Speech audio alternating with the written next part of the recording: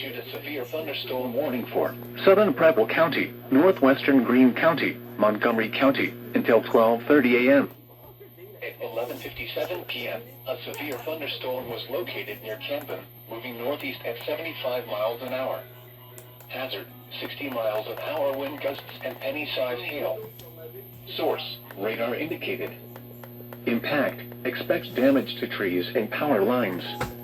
Locations impacted include Fort McKinley, Oakwood, Morning Sun, Germantown, Dayton, West Alexandria, Moraine, Wheatville, Muttonville, Lake Lockingren, Woodburn Hyde Park, Trotwood, Overlook Page Mono, Farmersville, Camden, West Elkton, Fairhaven, Houston Woods State Park, Miamisburg, and Centerville.